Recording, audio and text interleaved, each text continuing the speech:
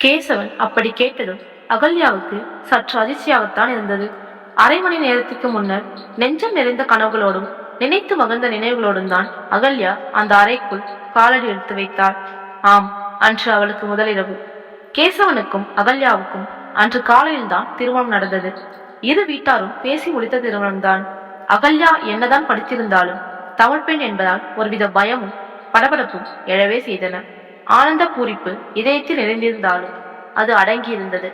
தாலி கட்டிய கணவன் என்றாலும் தனி அறையில் முதல் அந்த உறவு ஆரம்பமாகும் இரவு என்பதால் அச்சமும் நாணமும் அவளை முற்றாகவே ஆட்கொண்டிருந்தன. கதவை தாளிட்டு விட்டு அவள் கட்டிலில் அமர்ந்ததும் மெல்ல பேச்சு கொடுத்த கேசவன் மிகவும் அன்பாகவே பேசினான். திருமணத்திற்கு முன்பும் சில தடவைகள் அகல்யாவின் வீட்டுக்கு கேசவன் வந்திருக்கிறான். அகல்யா அவளுடன் பேசியிருக்கிறாள். ஆனாலும் மூச்சம் தெரியும் அளவுக்கு பழகியதில்லை. அத்துடன் அன்றிரவுதான் அவளின் முதலிரவு. அந்த தனிமையும் அடுத்து நடக்கவிருக்கும் தனது வாழ்வின் அரங்கேற்றம் பற்றிய எண்ணம் தரும் அச்சமும் பேசுவதற்கு அவளுக்கு தயக்கத்தை கொடுத்தன. அவன் பேசினான். மிகவும் இயல்பாக பேசினான். இதமாக பேசினான். அவளது காதருகே மெதுவாக பேசினான். அவளது மெல்லிய ரோமங்கள் சில்லிட்டு நின்றன. அவளின் கையை பிடித்து அந்த மெல்லிய விரல்களை தடவினான். சிலிர்த்தது அவளுக்கு உடல் முழுவதும். அப்போதுதான் அவன் சொன்னான், அகல்யா, இன்றையிலிருந்து எனக்கு நீ, உனக்கு நான், நமக்குள்ள எந்த ரகசியமோ ஒளிவு மறைவோ இருக்கக்கூடாது. என்னுடைய கடந்த காலத்தில் நடந்ததையெல்லாம் நான் இப்போ உனக்கு சொல்ல போறேன். அதுபோல நீயும் சொல்லலாம்.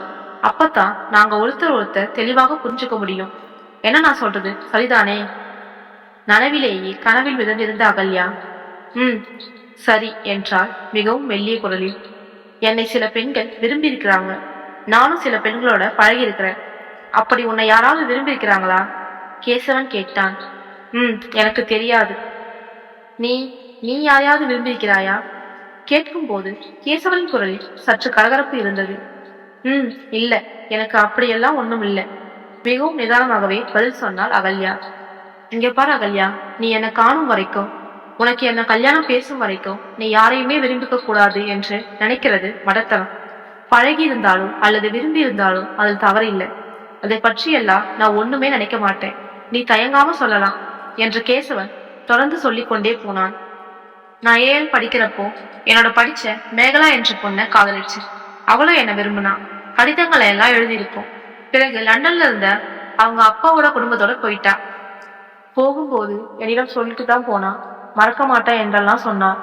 ஆனால் போன பிறகு அவள் எனக்கு ஒரு கடிதம் கூட போடல. அவளை விலாசம் எனக்கு தெரியாது. அதனால நானும் எழுதல. பிறகு அப்படியே மறந்து போயிற்று. யூனிவர்சிட்டியில இன்னும் ஒரு காதல். ஒன்னா தெரிஞ்சோம், ஒன்னா பழகிருக்கோம். ரொம்ப நெருக்கமாலாம் பழகிருக்கோம். என்ன நெருக்கமா? என்ன எப்படிப்பட்ட நெருக்கம்லாம் கேட்க மாட்டியா?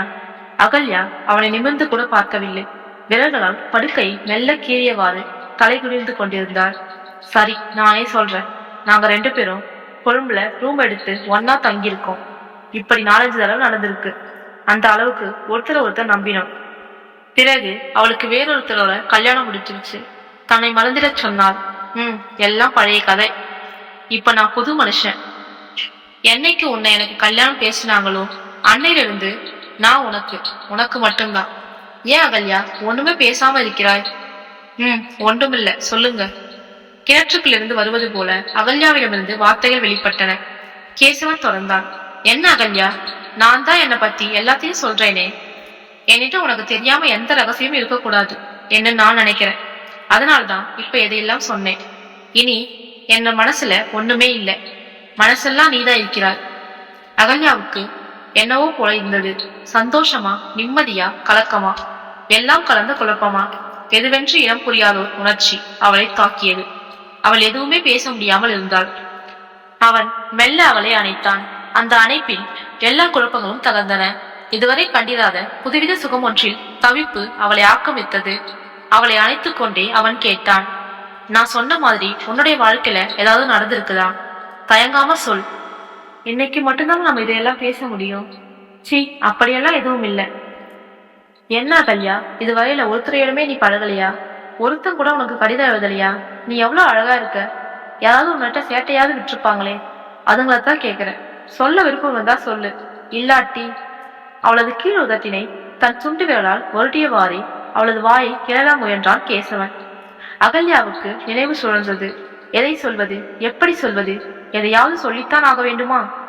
இவர் இந்த நேரத்திலே இப்படி கேட்பதன் நோக்கம் என்ன? உண்மையிலே ஒருவர் புரிந்து கொள்ள வேண்டும். பழையவற்றை இன்று பகிர்ந்து கொள்ள வேண்டும். எல்லாவற்றையுமே இன்றோடு மறந்துவிட வேண்டும் என்கின்ற நல்ல நோக்கம்தான் காரணமா? அல்லது என்னில் சந்தேகம் கொண்டு இப்படி கேட்கிறாரா? இன்று எதையாவது உளறிவிட அதை வைத்தே வாழ்க்கை முழுவதும் நம்மை இவர் வாட்டி வதைக்க மாட்டார் என்பது என்ன நிச்சயம்? இப்படித்தான் எனது பள்ளித்தோழி கமலாவின் வாழ்க்கை பாழாகி போனது. திருமணத்திற்கு பிறகு தன் கணவன் தன்னிடம் மிகவும் பிரியமாயிருந்ததால் அவனிடம் எதையுமே மறைக்க கூடாது என்ற மன உறுத்தலால் ஒரு நாள் தன் பழைய காதல் தொடர்பு பற்றி சொன்னாளாம். வெறும் கடித பரிமாற்றம் என்ற அளவில்தான் அவளது காதல் இருந்தது. அதைத்தான் சொன்னாளாம். அதுவும் தான் திருமணத்திற்கு முன்னர் ஒரு பெண்ணுடன் தகாத உறவு வைத்திருந்ததாக அவன் சொன்ன பிறகுதான் சொன்னாளாம். அவள் தன் பழைய காதல் பற்றி சொல்லி முடித்ததும் வில்லன் போல ஒரு சிரிப்பு சிரித்துவிட்டு தனக்கு ஒரு பெண்ணோடு தொடர்பு இருந்ததாக தான் சொன்னதையெல்லாம் பொய் என்றும் கமலாவின் கடந்த கால உண்மையை அறிவதற்காகவே அப்படி சொல்லி அவளின் வாயை கிளறியதாகவும் சொன்னானாம். அன்றிலிருந்து எதற்கெடுத்தாலும் அவளின் பழைய காதல் பற்றியே குத்தலும் குதர்க்கமாகவே பேசி அவளது கற்பிலே களங்கம் கூறி தினமும் சண்டையும் சச்சரவும் அடியும் உதயுமாகி இறுதியில் அவளை விட்டு பிரிந்தே போய்விட்டானாம். திருமணமாகி 2 வருடங்களுக்கு பிறகு பிறந்த குழந்தையை கூட அவன் தன்னுடையதல்ல என்று மறுத்தானாம். ஒருவனோடு கடித தொடர்பு மட்டும் இருந்ததை கூறிய அவளை பலரோடு உறவு வைத்திருந்த ஒரு பெண்ணாக அவன் குற்றம் சாட்டி துன்புறுத்தினானாம். கமலாவின் வாழ்க்கை காலப்பொழுதில் அகல்யாவின் நெஞ்சு திரையிலே படமாய் ஓடியது. கேசவன் ஒரு பெண்ணோடு கொழும்பில் தனி அறையில் பல தடவைகள் தங்கியதாக தன்னிடம் சொன்னது கூட தன் வாயை கிளவதற்கான ஒரு பொய்யாக இருந்தால் அகல்யாவுக்கு தலை சுற்றியது. இத்தனைக்கும் அவளுக்கு இதுவரையில் எவருடனும் காதல் ஏற்பட்டதில்லை. எந்த ஆணுடனும் நெருக்கமாக பழகியதில்லை. ஆனால் யாரும் தன்னை விரும்பியதில்லை என்றோ அல்லது யாரும் தன்னில் சேட்டையிடவில்லை என்றோ அவளால் பொய் கூறவும் முடியவில்லை. எதை சொல்வாள், எப்படி சொல்வாள்? பாடசாலையில் படிக்கும் போது விஞ்ஞான ஆய்வுக்கூடத்தினுள் ஒரு நாள் பொருட்களை அடுக்கிக் கொண்டிருக்கும் போது பின்னால் வந்து கட்டிப்பிடித்த ஆசிரியரின் கன்னத்தில் அறைந்ததையும் பின்னர் அவர் தன் காலில் விழுந்து யாரிடம் சொல்லிட வேண்டாம் என்று கெஞ்சியதையும் அடுத்த மாதமே அவர் வேறு மாவட்டத்திற்கு மாற்றம் பெற்று சென்று விட்டதையும் சொல்வதா? ஆசிரியர் ஆய்வுக்கூடத்தினுள் கட்டிப்பிடித்தது மட்டும்தானா? அதற்கு மேலும் நடந்ததா என்று சந்தேகப்பட்டு விட்டால் அக்கா பிள்ளை பெற்றுக்காக வைத்தியசாலையில் அனுமதிக்கப்பட்டிருந்த போது அறையில் படுத்துக் கொண்டிருந்த தனக்கு பின்னால் வந்து நின்று அத்தான் தனது மார்பகங்களை வருடியதையும் திடுக்கிட்டு அவளின் பிடியிலிருந்து திமிரி எழுந்து தாங்காத வேதனையால் தான் தேம்பி தேம்பி அழுததையும் தன்னை தேற்றுவது போல வந்து மீண்டும் தன்னை கட்டியணைக்க முயன்றதையும் சொல்வதா? அன்றிலிருந்து அவளிடமிருந்து தன்னை காப்பாற்றிக் கொள்ள தான் படும் பாட்டை பற்றி சொல்வதா? அக்காவின் வாழ்க்கையை நினைத்து யாரிடமும் அது பற்றி சொல்லவும் முடியாமல் நேற்று வரை தினமும் மனதால் நடுங்கிக் கொண்டிருப்பதை சொல்வதா? சொன்னால் அவளிடமிருந்து தன்னை காப்பாற்றி வருவதை நம்பி தன்னை பாராட்டுவாரா? அதற்கு மாறாக ஒரே வீட்டில் ஒன்றாக இருந்து கொண்டு என்னால் தப்பிக்க முடியாதென்றும் ஒரு நாளாவது ஏதாவது நடந்திருக்கும் என்றும் சந்தேகப்பட்டு விட்டார். இப்படித்தானே பொன்னம்மா மாமியின் மகள் சரசாவின் வாழ்க்கை பாழானது. சரசாவின் தமக்கையின் கணவர் சிவசம்பு அன்னர் மிகவும் நல்லவர், உத்தமமானவர். தனது மனைவியின் தங்கை மாரை தனது பிள்ளைகள் போல நினைத்தவர், பாசத்துடன் பராமரித்தவர். அவர்களது சின்ன வயதிலேயே கதிரேசன் மாமா செத்து போனதால் ஒரு தந்தையைப் போல அன்பு காட்டிய சிவசம்பு அன்னரோடு சரசாவும் அவளின் 2 தங்கச்சிகளும் மிகவும் நெருக்கமாக பழகினார்கள். ஆனால் சரசாவின் கணவன் சந்திரன் கல்யாணம் முடிந்து சில மாதங்களிலேயே சரசாவுக்கும் சிவசம்பு அண்ணனுக்கும் இருந்த அந்த தூய அன்பில் சந்தேகப்பட்டு சரசாவை அழித்து துன்புறுத்தி தொடங்கியதும் இன்று வரை சரசா தனது தாயுடனோ அல்லது அக்கா தங்கைமாருடனோ கண்ட இடத்தில் கூட கதைக்க முடியாமல் சந்திரனுடன் தனித்து வாழ்ந்து சித்திரப்படுவதும் ஊரே அறிந்த கதையல்லவா? அகல்யாவோடு கூட படித்த கண்ணன் வகுப்பில் நல்ல கெட்டிக்காரன். இப்போது உதவி அரசாங்க அதிபராக இருக்கிறான். அவன் படிக்கும் போதிருந்தே அகல்யாவை விரும்பினான். பல்கலைக்கழகத்திற்கு போன பிறகும் அகல்யாவை அவன் மறக்கவில்லை. உதவி அரசாங்க அதிபராக தெரிவு செய்யப்பட்டதும் ஒரு நாள் அகல்யாவை சந்தித்து மாறாத தன் காதலை மீண்டும் உறுதிப்படுத்தினான். அகல்யாவின் சம்மதத்தை கேட்டான். அவளது மனம் சம்மதிக்க இணங்கியது. ஆனாலும் அதை வெளிப்படுத்தாமல் தனது பெற்றோரிடம் கேட்கும்படி அகல்யா சொன்னாள். ஆனால் பயிற்சிக்கு சென்றிருந்த போது மாற்று கல்யாணத்திற்கு அவனது பெற்றோர் ஒழுங்கு செய்ய தங்கைக்காக தனது காதலை தியாகம் செய்து கொழும்பு பெண்ணுக்கு தாலி கட்டினான். கண்ணன் தன்னை காதலித்த விஷயம் இப்போது அகல்யாவின் மனத்திரையில் ஓடியது. பள்ளி காலத்திலிருந்து பட்டம் பெற்று பதவியை அடையும் வரை தன்னில் பிடித்துக் கொண்டிருந்த கண்ணனின் கதையை கணவனிடம் சொல்லலாமா? வெறும் பழக்கம் மட்டும்தானா? வேறு பழக்கங்களும் உண்டா என்று அவன் கேட்டுவிட்டால், இல்லை என்று உண்மையை சொன்னாலும் அதை உண்மை என்று அவன் நம்புவானா? நம்பாவிட்டால் தன்னை அணுகும் போதெல்லாம் அதையே அவன் நினைத்து கொண்டாள். அவருக்கென்ன, அவர் சொல்லிவிட்டார். அவர் சொன்னவைகளை பற்றி நான் குறை சொல்ல மாட்டேன், குத்தி காட்ட மாட்டேன் என்ற தைரியம். ஆனால் நான் என் கடந்த காலம் பற்றி நடந்த உண்மையை சொல்வதற்கு கூட எவ்வளவு கஷ்டப்பட வேண்டியிருக்கிறது.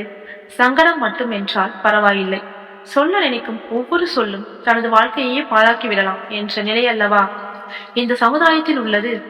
கடவுளே, இது என்ன நீதி? அவர் ஆண்மை எதையும் செய்யலாம், எதையும் சொல்லலாம். ஒரு பெண் எதையும் சொல்வதென்றாலும் அதை பயந்து கொண்டே சொல்ல வேண்டிய அவலமான நிலைமை.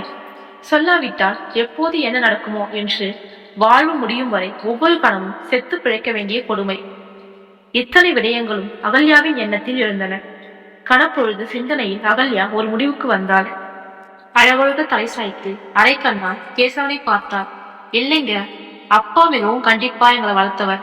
நாங்க அனாவசியமாக வெளியில எங்கேயும் போறதே இல்லை. நான் முதல்ல கொஞ்ச நேரம் பேசி இருந்த ஒரே ஆள் உங்களோட தான். அப்பா மீது இருந்த பயத்துல ஒருத்தரை என்ன விரும்பியது கூட இல்லை என்று சொன்னவள் தலை நின்று கேசவனை பார்த்தாள். அவனின் முகத்தில் ஒளிந்த பிரகாசத்தின் அர்த்தத்தை உணர்ந்து சற்று தைரியத்துடன், நான் அழகில்லையோ என்னவோ, அதனால்தான் ஒருத்தரை என்ன விரும்பலையோ தெரியாது என்றபடி தலைகுனிந்து நிலத்தில் கோலமிடும் தன் வளைக்கால் பெருவிரலால் கண் புடைத்தாள். இந்த பதில் கேசவனுக்கு மிகவும் மகிழ்ச்சியையும் திருப்தியும் கொடுத்தது. அவளது திருப்தி அவளின் முகத்திலும் அவளை அணைத்த அணைப்பிலும் அகல்யாவுக்கு புரிந்தது. விளக்கு அணைந்தது. அறையில் இருள் நிறைந்தது. அந்த இருளில் அகல்யாவுக்கு தன் எதிர்கால வாழ்வின் ஒளி தெரிந்தது. இந்த மாதிரியான கதைகளை தொடர்ந்து பார்க்க மறக்காம சேனலை சப்ஸ்கிரைப் பண்ணிக்கோங்க.